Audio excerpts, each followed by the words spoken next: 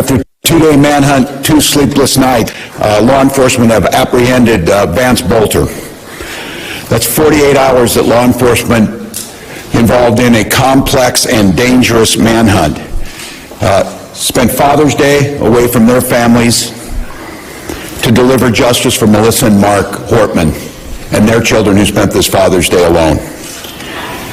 To the law enforcement who stand here and the hundreds who are involved in this, the state of Minnesota owes you a deep debt of gratitude. Thank you. You ran towards the danger and you served the state of Minnesota. This is a great example of coordination and collaboration.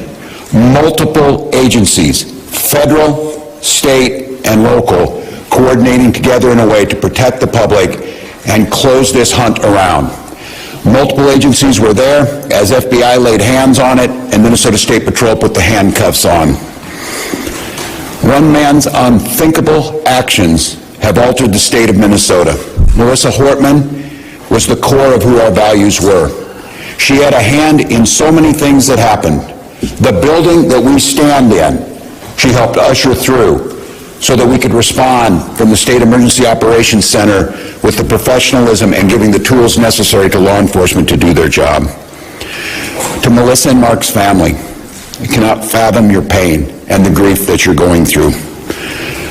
We'll take solace in the memory and the work that Melissa did, and you can rest assured that we will put every ounce of effort that the state of Minnesota has to make sure that justice is served and the individual responsible for this serves the time for the unspeakable act. State grieves with you.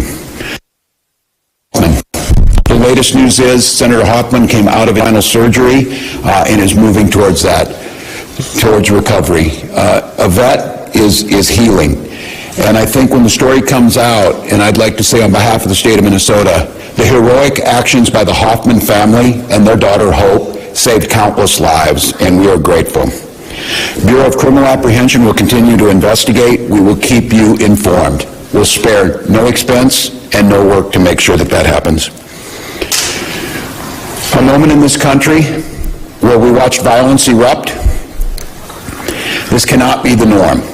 It cannot be the way that we deal with our political differences. Now's the time for us to recommit to the core values of this country. And each and every one of us can do it. Talk to a neighbor rather than arguing. Debate an issue.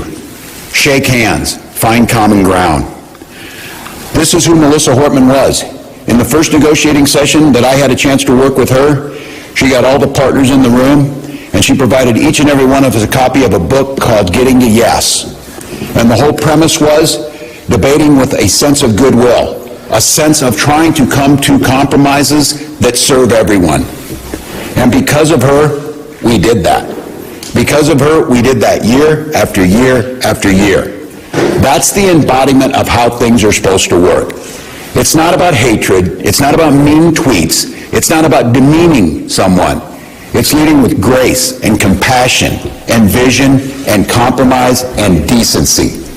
That was taken from us in Minnesota with the murder of Speaker Hortman. So for each and every one of us to truly honor, and we will continue to honor that spirit, but we will need to do it in just more than actions in a memorial.